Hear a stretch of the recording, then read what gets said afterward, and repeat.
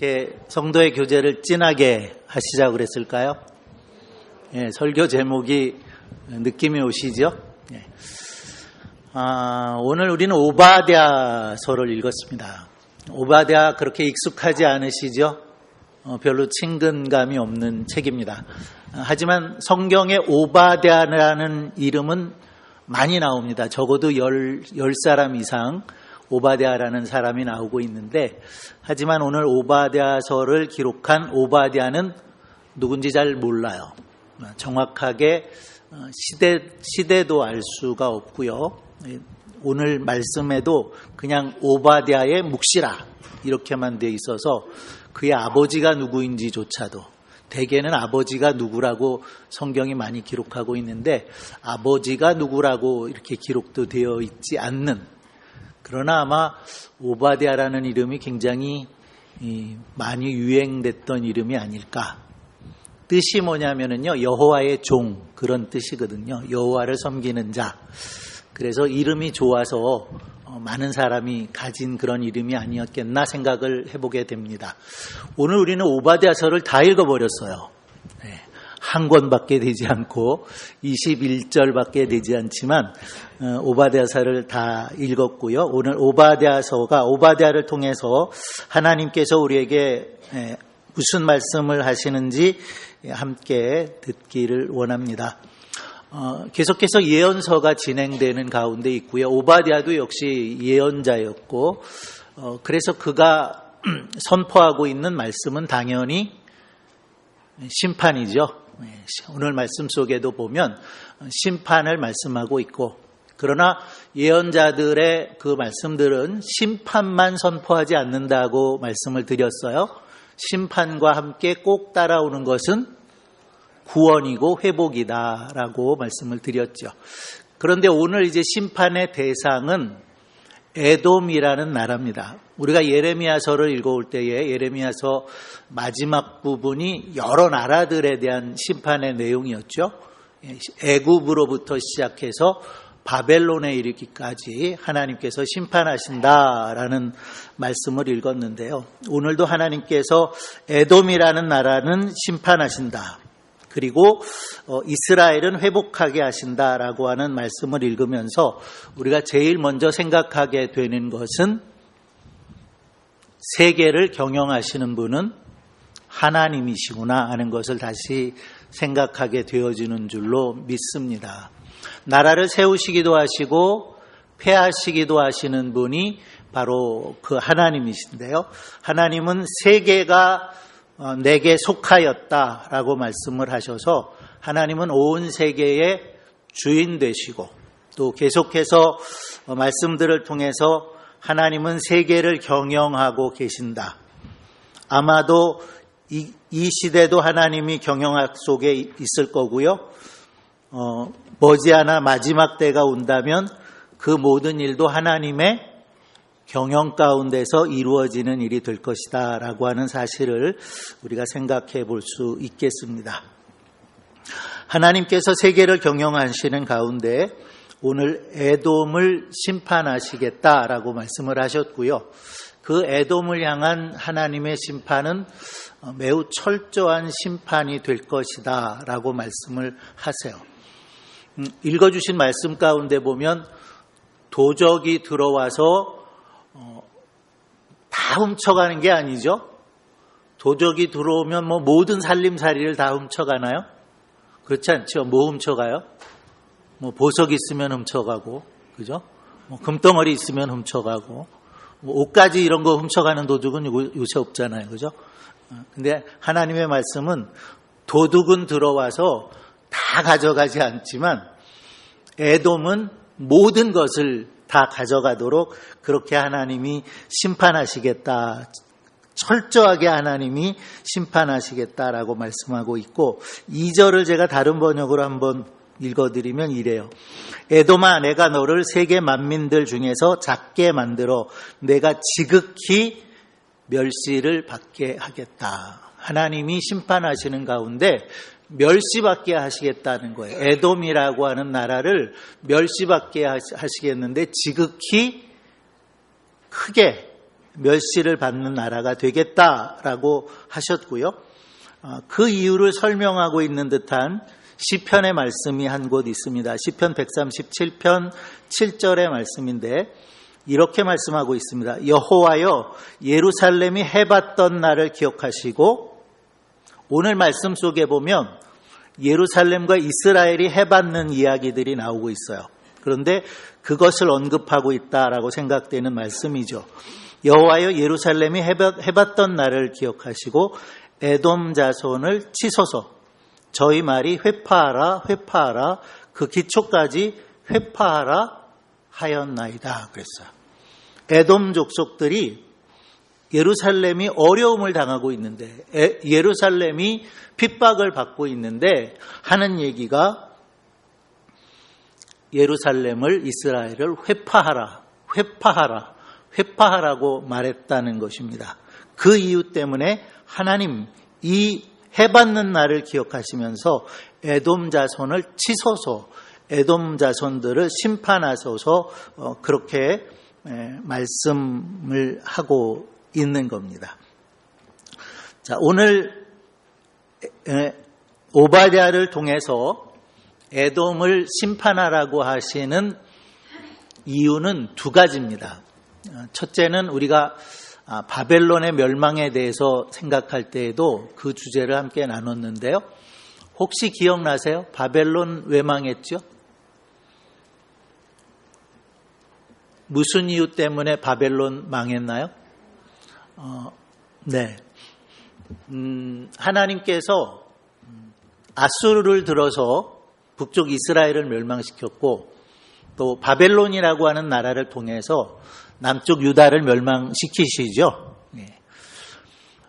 아수르도 하나님이 쓰셨던 도구였고요. 큰 나라이긴 했지만 바벨론 역시도 하나님께서 남쪽 유다를 징계하시는 하나님의 도구로 사용하셨다는 거예요. 그러나 바벨론은 하나님께서 자기 나라를 하나님의 도구로 사용하신다는 사실을 몰랐다는 거죠. 그리고 자기 자신들이 잘해서 부한 나라, 강력한 나라를 만들었다고 생각했던 그 교만 때문에 바벨론이 하나님의 심판을 받았다라는 것을 우리가 생각했는데요. 에돔도 다르지 않습니다. 짧게 언급했지만 에돔을 하나님이 심판하시는 이유도 첫째는 교만인데요. 그들이 교만하게 된 이유들을 몇 가지 이제 설명하시고 또 그것 때문에 받을 심판들을 말씀하셨는데, 에돔이 교만해졌던 이유는 지리적인 이유가 있습니다. 3, 4절 말씀을 제가 조금 쉬운 번역으로 다시 한번 읽어드립니다. 누구도 접근할 수 없이 높은 바위 틈 속에 살기 때문에 내가 교만해졌다. 너는 누가 도대체 여기 높은 곳으로 올라와 나를 붙잡아 끌어갈 수 있느냐 하고 자랑한다. 내 건방진 마음에 내가 속는다. 내가 비록 독수리처럼 높이 솟아오르고 별들 사이에 내 보금자리를 만들어 놓더라도 내가 너를 아래로 곧장 떨어뜨리겠다라고 하나님 말씀하세요. 에돔이라고 하는 나라가 굉장히 높이 있다라는 것을 생각해 보실 수 있죠. 높은 바위 틈 속에 살기 때문에 내가 교만해졌구나. 높은 곳으로 올라가서 그것을 자랑하고 있구나. 그 이유 때문에 너희 마음들이 건방져졌구나 라고 하나님 말씀하시면서 독수리처럼 솟아올라도 별들 사이에 보금자리를 만들어도 내가 너희들을 반드시 끌어내리겠다, 떨어뜨리겠다라고 말씀을 하시는 거죠. 에돔이라고 하는 나라의 그 수도가 페트라라는 곳인데요. 페트라 가보신 분들 더러 계시죠? 가보셨나요? 가보신 분도 계시고 아마 영상 같은 거로 많이 보셨을 텐데, 이 페트라라고 하는 도시는 입구가 아주 특이하게 생겼습니다. 사방으로 산이 둘러싸여 있고 들어갈 수 있는 입구가 거의 한 군데밖에 없는데 입구가 매우 좁아요. 아마 한 요 2줄 정도나 될까요? 그렇게 좁은데 이 옆으로는 절벽이 있죠. 그 절벽의 높이가 무려 200m예요. 상상되시겠어요? 그 길이 1km가 넘어요. 1.2km. 그렇게 들어가야 페트라라는 도시가 나오는 거죠. 그리고 그 안에 많은 바위들이 있는데 거기는 집들을 바위를 구멍을 뚫어서, 그러니까 바위가 좀 딱딱한 바위가 아닌 거죠. 그 바위들을 구멍을 뚫어서 집을 만들었어요. 그러니까 외부에서 도무지 공격하기 어려운 천혜의 요새인 거죠. 그래서 쉽게 공격해 들어갈 수도 없고, 들어가서 공격을 한다고 할지라도 바위를 뚫고 그 안에 집들을 짓고 살고 있기 때문에 에돔이 다른 나라로부터 공격을 받기는 매우 어렵다라는 거예요. 그러니까 자기들은 안전하다는 거죠. 이렇게 높은 천혜의 요새와 같은 곳에 나라를 세우고 있기 때문에 우리는 공격당할 일이 없다. 아무도 접근할 수 없는 안전한 나라를 이루고 있다라고 마음속에 교만한 생각을 가지고 있다는 겁니다. 그 교만 때문에 하나님께서 에돔을 심판하시겠다라고 말씀을 하고 있는 거죠. 성경은 교만한 사람을 어떻게 하신다고 말씀해요? 교만한 자는 물리치신다. 겸손한 자에게 은혜를 베푸신다. 교만은 멸망의 선봉이다. 그래서 우리가 겸손하려고 하면 예수 그리스도의 마음을 품어야 하고, 예수님이 또 와서 겸손을 배우라 라고 말씀하셨기에 예수님의 그 겸손을 배워야 한다. 그런 말씀들을 드린 적이 있어요. 지지난주에 제가 드렸어요. 자, 오늘 우리가 함께 정말 나누고자 하는 것은 이 교만의 문제가 아니고요, 사랑의 문제입니다. 사랑의 문제. 에돔을 향해서 하나님께서 에돔 너희를 심판하시겠다, 아주 지극히 멸시를 받는 그런 심판을 하시겠다 하는 이유는 사랑 때문이에요. 무슨 사랑 때문일까요? 사랑하지 않기 때문이라는 거예요. 그것도 누구를 사랑하지 않아요? 형제를 사랑하지 않기 때문인데, 그 형제도 어느 정도의 형제냐면 쌍둥이 형제예요. 쌍둥이 형제임에도 불구하고 사랑하지 않았다는 거죠. 그것 때문에 하나님은 에돔을 심판하시겠다, 이렇게 말씀을 하시는 거예요. 그 쌍둥이가 누구와 누굴까요? 야곱과 에서죠. 에서와 야곱이 이삭과 리브가 사이에서 태어난 쌍둥이였어요. 형제 간에 더러 불화가 있기도 하고 그럴 수 있습니다만은, 사실은 누구보다 사랑해야 될 사이가 형제들이겠죠. 그런데 쌍둥이는 조금 더 남다르더라고요. 오늘 우리 교회 안에도 보면 쌍둥이들이 여럿 있는데, 그 쌍둥이가 비슷하게 생긴 것만이 아니고 여러 가지로 이제 같은 것들도 많아요. 그죠?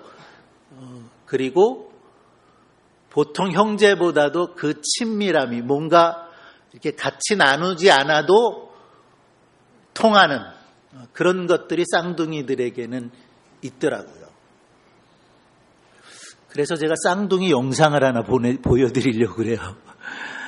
이 쌍둥이는 이제 나올, 그냥 보겠습니다. 일단 틀어주세요.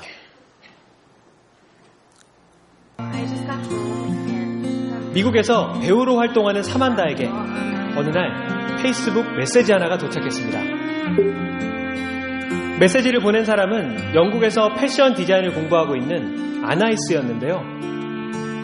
사만다가 출연한 영화를 보고 이상할 만큼 자신과 닮은 모습에 놀라 고심 끝에 연락을 한 겁니다. 며칠 뒤 그들은 화상 전화로 생애 첫 대화를 나눴습니다. Oh my God, you're European!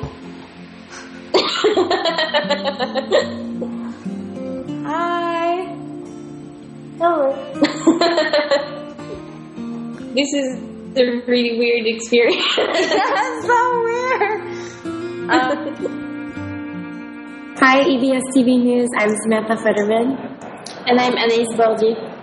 It was really strange to see each other on Skype for the first time because it was like a mirror image and we were looking at each other, you know, side by side or I guess window in window. We spent 3 hours talking on Skype the first time we talked. 사만다와 아나이스는 1987년 부산에서 태어난 쌍둥이 자매였습니다. 생후 3개월 만에 서로 다른 입양기관을 통해 사만다는 미국 뉴저지로, 아나이스는 프랑스 파리로 입양되었던 거죠. 입양 서류에는 친부모나 형제 자매에 대한 기록이 나와 있지 않기 때문에 그들은 자신에게 쌍둥이 자매가 있을 거라고는 상상도 못했습니다.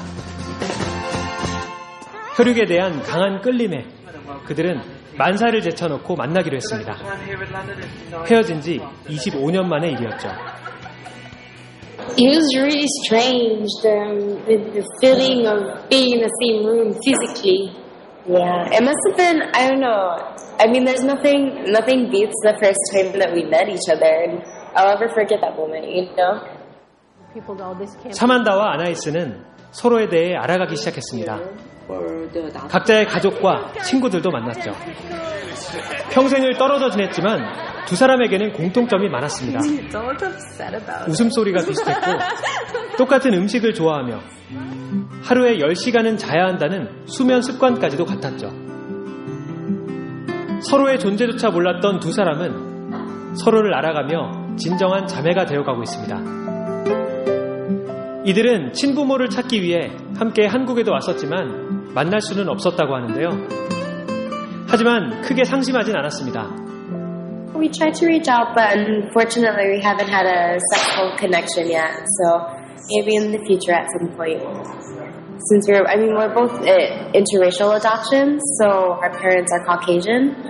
Both sets of parents taught us from day one that we were adopted. 최근에 미국의 한 영화제에서 이들의 만남과 지난 2년간의 여정을 기록한 다큐멘터리가 공개됐는데요. 이 자매의 이야기는 많은 사람들에게 국경을 넘어선 감동을 주고 있습니다. Hey Korea, thank you so much for watching our story. We're so proud to be showing it to Korean people, our people as well. So we sound American and French. We love Korean. 지금까지 사만다 퍼터맨과 아나이스 보르디에 자매의 이야기였습니다. 네, 됐습니다. 잘 보셨죠? 영어로 나와서 조금 못 알아들으셨나요? 예. 쌍둥이로 태어났는데 3개월 만에 각각 다른 나라로 입양이 됐다는 거죠. 한 자매는 미국으로, 다른 한 자매는 프랑스로 각각 다른 나라의 가정에 입양이 됐는데 우연히 영화를 보고 자기하고 너무 닮은 사람을 봐서 페이스북을 통해서 연결이 됐다는 거 아닙니까? 네. 공통점이 너무 많다는 거죠. 너무 예쁘지 않으셨어요? 이 영상 보면서 쌍둥이들이 이렇게 예쁘구나, 이렇게 아름답게 사랑하는구나. 쌍둥이만 그래야 되는 거는 아니겠죠. 예, 형제들도 사실은 그래야 되는 거고 성경이 무엇을 말씀하고 있는가라고 우리가 한마디로 정의한다면 그것은 사랑하라는 것이고요. 예수님께서 구약 성경을 요약해 주실 때에는 마음을 다하고 뜻을 다하고 힘을 다해서 주 하나님을 사랑하고 내 이웃을 내 몸과 같이 사랑하라. 결국 형제 사랑하라는 말씀 아닙니까? 그러면서 요한서신에 보면 눈에 보이는 형제를 사랑하지 않으면서 어떻게 하나님을 사랑할 수 있다고 말할 수 있겠느냐라고 말씀을 주셔서 결국 성경이 말하는 것은 형제를 사랑하는 것, 이웃을 사랑하는 것, 그것이 곧 하나님을 사랑하는 것이다 라고 말씀하고 있다고 믿습니다. 자, 그런데 오늘 하나님이 심판하시겠다고 지극히 멸시를 받을 것이고 아주 모든 것이 회파되어질 그 에돔이라고 하는 나라, 이스라엘과는 쌍둥이 관계고 형제 관계라는 것이죠. 그럼에도 불구하고 하나님께서 그 에돔이라고 하는 나라를 심판하시는 이유는 바로 그 형제 나라인 이스라엘에 대한 어떤 잘못된 태도를 가지고 있기 때문에 하나님께서 그렇게 심판하실 수밖에 없다라고 말씀을 주고 계시는 겁니다.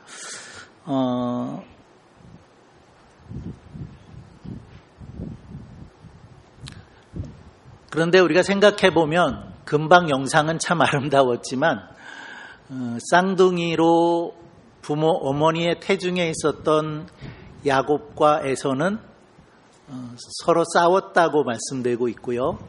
태어나면서조차도 야곱은 형 에서보다 먼저 나오려고 형의 발 뒤꿈치를 잡았다고 말씀되고 있고, 끊임없이 야곱은 형의 장자권을 욕심내다가 마침내는 팥죽 한 그릇에 그 장자권을 사게 되었고, 그리고 그것 때문에 가정이 불화하게 되었고, 그래서 멀리 떨어져서 살게 되었지만 나중에 다시 화해하게 되었다라고 하는 것이 쌍둥이였던 야곱과 에서의 이야기입니다. 그 쌍둥이 이야기인데 늘 그렇게 사이가 좋지 않았어요. 에서와 야곱 사이는 태어나면서 어머니 태중에서부터 그랬고요. 이제 여기까지 오도록 오바댜의 시대까지 오도록 그 두 나라는 늘 그리 편안한 관계가 아니었습니다. 예를 들어서 한 가지만 말씀을 드린다면 이런 일들이 있었습니다. 이스라엘이 출애굽하게 되어졌을 때에 모세가 이스라엘 백성들을 이끌고 가데스라는 곳에 이르렀습니다. 그리고 가데스에서 계속해서 이제 하나님이 약속하신 땅을 향해서 가야 되는데 바로 앞에 놓여있는 나라가 마침 에돔이었어요. 그래서 모세가 사자를 보냅니다. 이 땅을 좀 지나갈 수 있도록 허락해 주세요. 에돔 왕에게 이 땅을 지나가도록 허락만 해 주십시오. 아무런 피해를 입히지 않겠습니다. 아무것도 우리가 따먹거나 하는 일이 없을 겁니다. 그냥 지나만 가겠습니다. 그 땅으로 지나가지 않으면 굉장히 먼 길을 돌아가야 했기 때문에 모세가 사자를 보냈습니다. 그런데 그때 그 민수기의 말씀을 보면 이렇게 시작이 되고 있어요. 당신의 형제 이스라엘. 에돔하고 우리는 형제 국가라는 거죠. 그래서 당신의 형제인 우리가 여기를 좀 지나가게 해 주십시오라고 부탁을 했는데 거절당하죠. 에돔의 왕은 오히려 많은 군사들을 이끌고 나와서 이스라엘을 대적했고 이스라엘이 그 길로 갈 수 없도록 먼 길로 돌아갈 수밖에 없도록 했다라는 사실들을 볼 수가 있습니다. 그리고 이제 마침내 오늘 오바댜서는 정확한 시대를 알 수가 없다라고 말씀을 드렸는데 이제 많은 성경학자들이 추정하기는 바벨론에 의해서 예루살렘과 이스라엘이 멸망당할 바로 그때의 사건을 기록하고 있다라고 보는 것입니다. 바벨론에 의해서 형제 나라인 이스라엘, 유다죠. 남쪽 유다인데 당신의 형제 이스라엘이라고 말하는 것처럼 형제 나라라고 생각하고 있었다는 거 아닙니까? 그래서 우리를 지나갈 수 있도록 해달라라고 했는데 바벨론에 의해서 예루살렘이 점령당하고 했을 때 너무나 비참했던 거 기억하시죠? 바벨론 군사가 예루살렘을 18개월 동안 점령해 있었고 마침내 예루살렘 성을 무너뜨리면서 아주 엄청나게 피해를 줬고 성전도 다 불살라버렸고 사람도 엄청나게 많이 죽이는 그런 잔인한 정복이었다라는 사실을 말씀드렸는데 그렇게 형제 나라가 잔인하게 정복되어지는 망하는 모습을 보면서 에돔은 전혀 형제 나라라고 하는 생각도 없었고요. 안타까운 마음도 가지지 않았다라는 사실을 보게 됩니다. 오히려 방관하는 혹은 오히려 함께 핍박하고 약탈하는 그런 모습들이 에돔에게 있어서 하나님께서 그 에돔을 심판할 수밖에 없었고 오늘 심판의 말씀 가운데 보면 너희가 받은 것과 똑같이 심판을 하나님께서 하시겠다라고 하는 말씀들을 볼 수가 있습니다. 성경에 이런 말씀이 있죠. 즐거워하는 자들로 함께 즐거워하고 우는 자들과 함께 울라. 누구에게 말씀하시는 거죠? 물론 믿는 우리들에게 말씀하신 거라고 생각하는데 꼭 그렇지 않더라도 슬퍼하는 자들을 만나면 우리가 함께 슬퍼할 수 있어야 되고 또 기뻐하는 자들이 있으면 함께 기뻐할 수 있어야 되는 것이겠죠. 그래서 기쁨을 함께하면 2배가 되고 슬픔을 함께하면 절반이 된다고 그러지 않아요? 어떤 장례식에 어떤 분이 막 너무너무 슬퍼하고 있더래요. 그래서 보고서 누구시냐고, 고인하고 어떻게 되시느냐고 그랬더니 나 잘 모르는 사람이라고 그러더래요. 근데 왜 그렇게 울지요? 슬퍼서 울면 그렇게 울게 되는 거라는 거죠. 에돔은 결코 형제 나라인 이스라엘이 고통을 당할 때에 그것을 안타깝게 생각하거나 슬퍼하지 않았어요. 오히려 그것을 고소하게 즐겁게 생각했다고 오늘 말씀되고 있는데 그래서 에스겔의 경우도 이것에 대해서 이런 말씀을 남겨놨습니다. 이스라엘 족속의 기업이 황무함을 인하여 내가 즐거워한 것 같이 내가 너로 황무케 하리라. 세일사나 너와 에돔 온 땅이 황무하리니 무리가 나를 여호와인 줄 알리라 그러셨습니다. 이스라엘 족속의 기업이 황무함을 인하여 에돔이 어떻게 했다고요? 즐거워했다는 거예요. 남이 망하는 모습을 보면서 형제 나라인데 그 나라가 황무하게 되는 것을 보면서 즐거워하는 너희들, 내가 너로 황무케 하리라. 너도 똑같이 남이 망하는 황무하게 되는 것을 보면서 즐거워하는 너도 똑같이 황무하게 될 줄 알아라. 나는 여호와 하나님이다. 하나님께서 그렇게 말씀을 하셨다는 거예요. 그래서 오늘 이 말씀을 제가 보면서 생각나는 사람 한 사람이 있었어요. 혹시 누굴까요? 생각나는 사람 하나 없으십니까? 우리나라 사람인데. 전 놀부가 생각나더라고요. 놀부. 그죠? 흥부하고 놀부가 있었는데 놀부가 얼마나 심술이 굳었습니까? 제가 학교 다닐 때 국어책인가에 그 놀부의 심술이 이러저러한 심술이 있었다 하는 중에 뭐 하는 아이 주저앉히기 뭐 이런 거 혹시 기억나세요? 저희들 뭐 하는데 주저앉히기 그런 거 있죠? 그거 얘기 안 할게요. 여기서 얘기하면 좀 그러니까 웬만큼 눈치채셨을 텐데 마치 그런 마음이 아닌가. 형제인데 어떻게 그럴 수 있어요, 그죠? 형제임에도 불구하고 놀부는 가난한 동생 흥부를 전혀 돕지 않죠. 마치 그런 모습이 생각이 났는데, 자 오늘 하나님이 에돔을 심판하시는 이유 제가 다른 번역으로 한 번 더 읽어드리려고 합니다. 에돔아, 왜 내가 그런 일을 겪게 되었느냐? 심판을 말씀하는 거죠. 내 동족인 이스라엘 백성에게 살인과 폭력을 저질렀기 때문이다. 이제 내 모든 죄악이 만천하에 폭로되어 너는 변명도 못하고 치욕을 당하며 영원히 멸절될 것이다. 내가 서서 구경하던 날 이방 군인들이 야곱의 군인들을 포로로 잡아 끌고 가던 날 이방인들이 예루살렘의 성문으로 돌아와 제비를 뽑아 도성을 나누어 가지던 그날에 너도 그 원수들 중에 한 사람과 꼭 같았다. 내 형제가 환난을 당하던 날에 내가 고소해야 하는 마음을 품고 내려다보지 말아야 했다.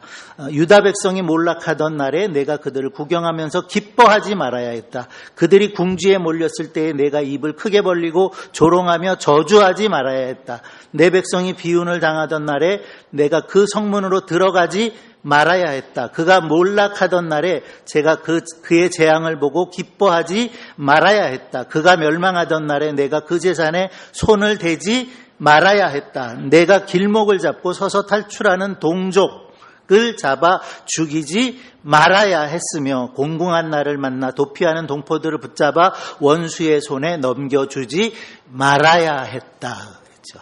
여기 보면 이런 말씀들을 주목해 보고 싶어요.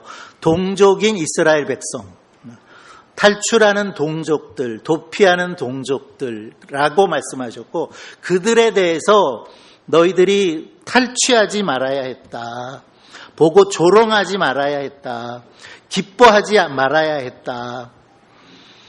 그 재산에 손대지 말아야 했다. 죽이지 말아야 했다. 원수의 손에 넘겨주지 말아야 했다라고 말씀하죠. 강조되고 있다는 거 느끼시겠죠. 이런 일들, 어떻게 형제 나라에 이런 일들을 너희가 할 수 있겠느냐. 이런 일들을 하지 말아야 했다라고 말씀되고 있는데 에돔은 이러한 일들을 하고 말았다는 것이고 그것이 하나님의 아주 무서운 심판을 받을 수밖에 없는 일이 되어졌다라는 것이죠. 잠언 17장 17절에 보면 이런 말씀을 하고 있습니다. 친구는 사랑이 끊이지 아니하고 형제는 위급한 때까지 위하여 낳느니라. 형제는 무슨 때를 위해서 낳았다고요?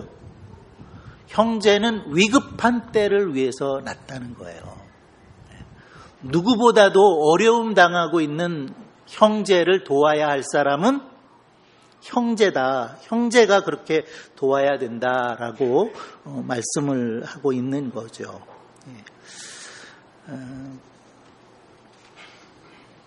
우리는 다 형제입니다. 그렇죠? 한 분 하나님을 섬기고 있는 한 분 하나님을 아버지로 섬기고 있는 우리는 다 형제라고 믿어요. 아브라함과 롯 관계의 그 관계를 보게 되면 줄거리는 말씀드리지 않을게요. 그 아브라함의 목자와 롯의 목자가 다투게 됐어요. 살고 있는 곳이 좁게 여겨졌기 때문이죠. 그때 아브라함이 롯을 먼저 부릅니다. 그리고 이런 말을 하죠. 우리는 고륙이라 나나 너나 내 목자나 내 목자나 서로 다투지 말자. 그래요. 우리는 고륙이다. 다른 번역은 친척이다 이렇게 번역하는데 아브라함과 롯은 삼촌과 조카 관계이지만 실제로는 아버지와 아들과 같은 관계이죠. 그 둘 사이에 싸움이 있을 수는 없다는 거예요.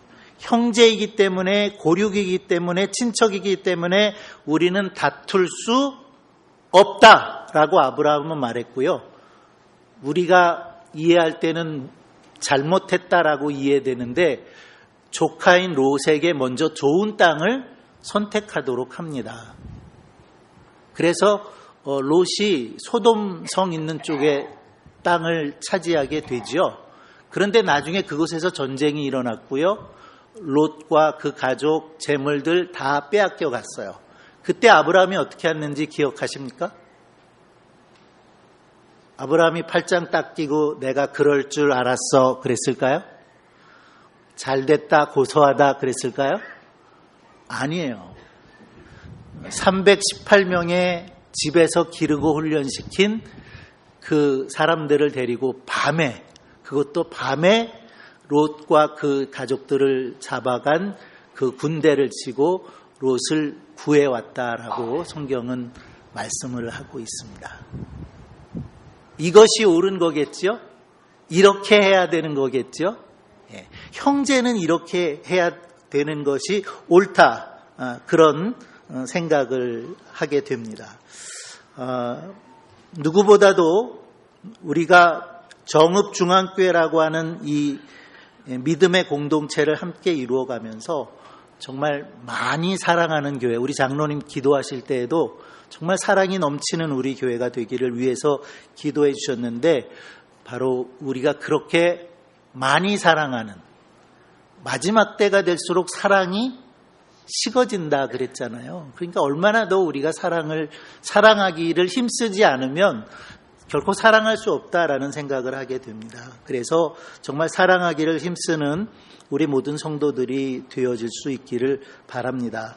오늘 우리가 말씀을 보면서 이런 사람들이 있다라는 생각을 해볼 수 있을 것 같아요. 어떤 사람들은 타인의 고난을 방관하는 그런 사람이 있을 수 있어요. 어떤 사람들은 오히려 타인의 비극을 즐거워하는 사람 있을 수 있습니다. 한 걸음 더 나아가서 어떤 사람들은 타인의 고난을 이용해서 자기의 유익을 취하는 사람도 있습니다. 하지 말았어야 하는 일들이죠. 타인의 고난을 방관하는 일 하지 말아야 돼요. 타인의 비극을 고소해하고 즐거워하는 일 우리는 해서는 안 되는 일이고요. 타인의 고난을 이용해서 자기의 유익을 보겠다고 하는 것 하지 말아야 할 일이다. 오히려 우리가 해야 할 일은 사랑하는 그 일이다 라고 성경은 우리에게 말씀하셔서 고린도전서 13장에 보니까 이렇게 말씀하네요. 산을 옮길 만한 믿음이 있을지라도 사랑이 없으면 아무것도 아니요. 믿음이 아무리 좋아도 아무리 열심히 봉사해도 사랑 없으면 아무것 아니다. 아무 유익 없다라고 성경은 우리에게 말씀을 합니다. 위급한 형제를 만나면 기꺼이 도울 줄 알고 우는 형제를 만나면 함께 울 줄 알고 고통받는 지체를 만나게 되면 함께 고통을 받는 형제를 사랑하는 우리 모든 성도들 되시기 바랍니다. 기도하겠습니다.